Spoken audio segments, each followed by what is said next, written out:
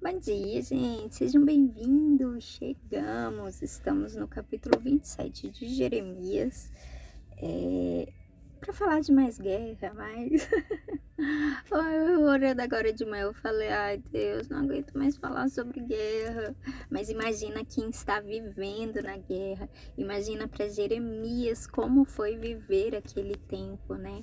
E nós estamos aqui exatamente no tempo chave ali, né, que a gente viu em algumas vezes, vai e volta um pouquinho, mas é aquele cerco ali de Jerusalém e, enfim, acontecendo todas aquelas coisas é, muito inacreditáveis, muito fortes, muito difíceis para aquele povo. E é bom a gente falar sobre isso, que a gente se compadece mais, a gente entende mais, a gente sai um pouco do nosso mundinho, né, de não haver guerra. Obrigada, Jesus. E apesar de que há outros tipos de guerra, né, aqui também a gente tem guerra de ideologia, guerra de, enfim, de necessidades, né, de fome, enfim, nosso país tem também essa carência, mas muito diferente, né, gente, muito diferente. Então é importante que a gente possa estar sempre lendo. O Senhor trouxe essa parte pra gente num tempo propício, eu creio, que a gente possa aprender, possa caminhar aí,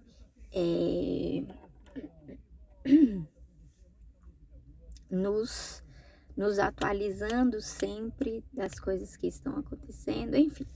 Vamos começar orando e o Senhor vai falando conosco. Eu já estou aqui. Nossa, Marina, você tá de férias no carro? Estou aqui. Hoje é aniversário da minha bebê, quase uma bebê pra mim, né, gente? É isso. Saudade da minha Libizinha. Vamos lá, gente, vamos começar orando. Amém, Deus. Obrigada, Senhor. Obrigada pelo dia de hoje, Jesus.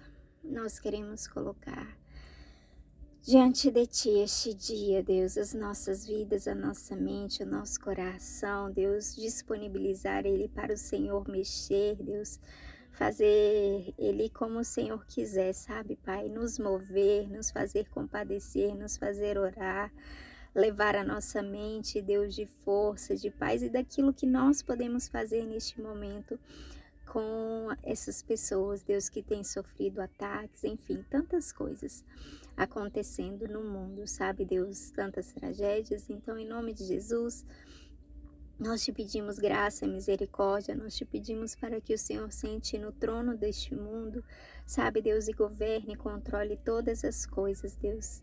Nós te pedimos, abra a nossa mente, o nosso entendimento, Deus, para este capítulo, Deus, que é tão difícil entender.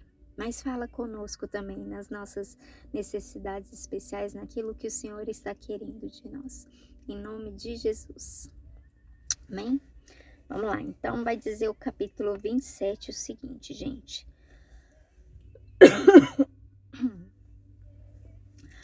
Logo depois que Zedequias, filho de Josias, se tornou rei de Judá, o Senhor Deus me mandou fazer uma canga de madeira com tiras de couro e colocar no meu pescoço. E Deus me disse que mandasse uma mensagem aos reis de Edom, Moabe, Amon, Tiro e Sidom por meio de seus embaixadores que tinham vindo a Jerusalém para se encontrar com o rei Zedequias. O Senhor Todo-Poderoso, o Deus de Israel, me mandou dizer aos embaixadores que dessem aos seus reis a seguinte mensagem de Deus: Eu, com o meu grande poder e com a minha força, criei o mundo, os seres humanos e todos os animais que vivem na terra, e posso dá-la a quem eu quiser. Fui eu que dei todas estas nações ao meu servo, o rei Nabucodonosor, da Babilônia, e fiz com que até os animais selvagens trabalhassem para ele. Todas as nações serão dominadas por ele, pelo seu filho e pelo seu neto, até chegar a hora em que a própria nação dele vai cair. Então, a Babilônia será dominada por muitas nações e por poderosos reis. Mas se alguma nação ou reino não quiser servir ao rei da Babilônia, nem obedecer ao seu governo, então eu a castigarei com guerra, fome e doença. E no fim deixarei que Nabucodonosor acabe com aquela nação. Sou eu, o Senhor, quem está falando. Não deem atenção aos seus profetas, nem a qualquer um que diga que pode adivinhar o futuro, seja por sonhos, por invocação dos espíritos dos mortos ou por feitiçaria. Todos eles dizem que vocês não devem se entregar ao rei da Babilônia. Eles os estão enganando e farão com que vocês sejam expulsos da sua pátria, levados para longe e destruídos. Mas a nação que obedecer ao governo do rei da Babilônia e o servir, eu deixarei que fique na sua própria terra para cultivá-la e morar nela. Eu, o Senhor, falei. Eu disse a mesma coisa ao rei Zedequias de Judá. Entregue-se ao rei da Babilônia, sirva a ele e ao seu povo, e o Senhor viverá. Porque é que o Senhor e o seu povo haveriam de morrer na guerra ou de fome ou de doença? Pois é isso que o Senhor Deus disse que acontecerá com qualquer nação que não servir ao rei da Babilônia. Não deem atenção aos profetas que dizem que vocês não devem servir ao rei da Babilônia. Eles estão enganando vocês. O Senhor Deus mesmo disse que não enviou esses profetas e que eles estão mentindo em nome dele. O resultado será este: ele expulsará vocês, e vocês e os profetas que estão contando essas mentiras morrerão. Então eu contei aos sacerdotes e ao povo que o Senhor tinha dito o seguinte: não deem atenção aos profetas que dizem que logo os tesouros do templo serão trazidos de volta da Babilônia. É mentira, não os escutem. Sirvam ao rei da Babilônia e assim vocês viverão. Por que fazer com que esta cidade vire um montão de ruínas? Se eles são realmente profetas e se têm a minha mensagem, então peçam a mim, o Senhor Todo-Poderoso, que não permita que os tesouros que foram deixados no templo e no palácio real de Jerusalém sejam levados para a Babilônia. Quando o rei Nabucodonosor levou o rei de Judá, que era Joaquim, filho de Joaquim, e também as pessoas importantes de Judá e Jerusalém, para a Babilônia, ele deixou as colunas, a bacia, os suportes e alguns outros tesouros do templo. Prestem atenção no que eu, o Senhor Todo-Poderoso, Deus de Israel, estou dizendo a respeito dos tesouros que foram deixados no templo e no palácio real de Jerusalém. Esses tesouros serão levados para a Babilônia e ficarão ali até que eu volte a pensar neles. Então eu os trarei de volta e os devolverei a este lugar. Eu, o Senhor, falei. É um dos capítulos mais difíceis tipo, para eles, né? No caso, pra gente. A gente sabe o que aconteceu.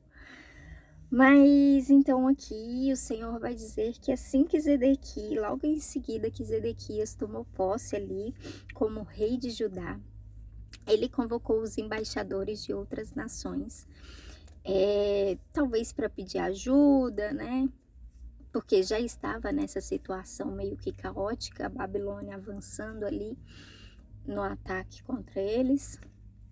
E aí, beleza. E aí ele convocou essa reunião, esses embaixadores. E nesse tempo o Senhor virou para Jeremias e falou o seguinte: Jeremias, coloca uma canga sobre o seu pescoço. Uma canga é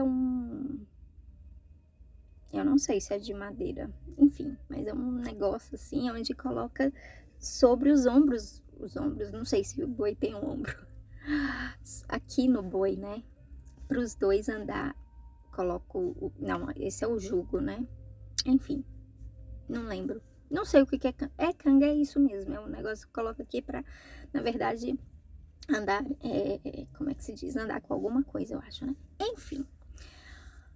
Deus estava falando o seguinte, Deus estava falando para Jeremias colocar isso como se fosse algo pesado que eles carregariam a partir dali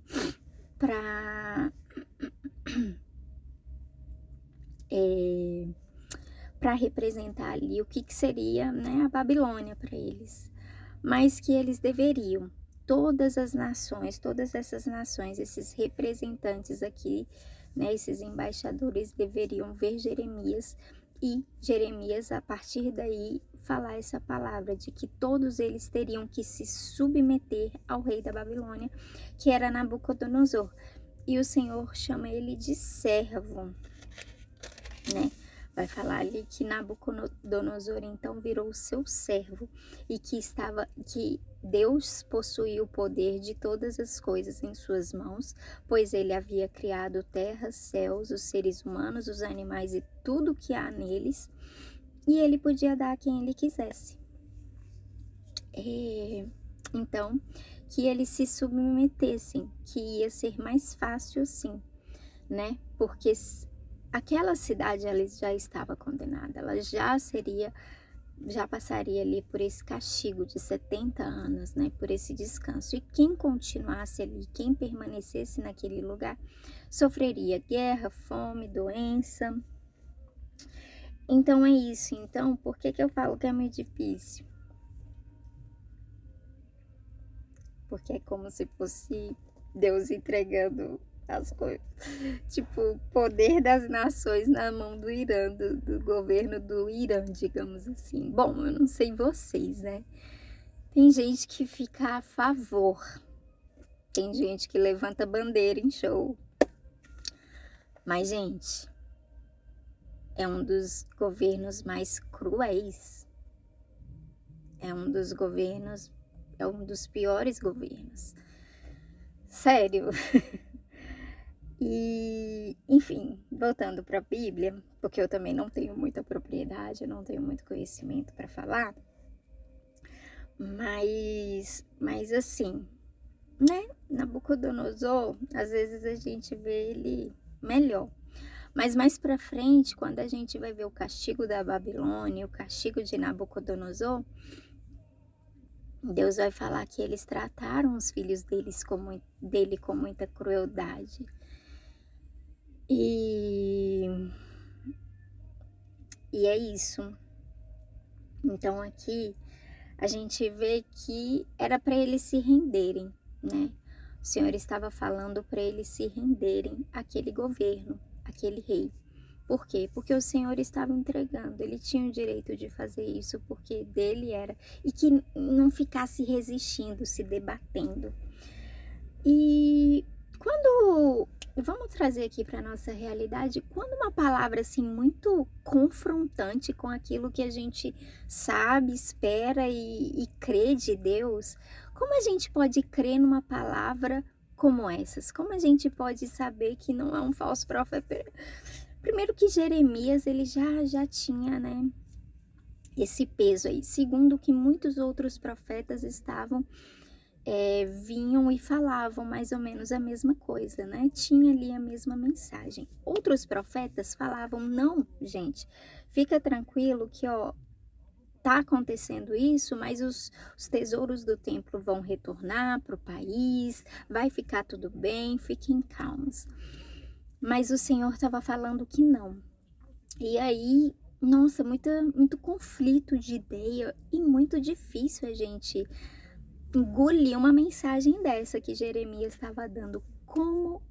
Como se comportar em tempos assim? O que saber, o que de fato é certo, né? E eu entendo que, tipo, pela história, pela palavra, pela mensagem, o Senhor já havia dito há muito tempo sobre esses 70 anos de descanso da terra, sabe?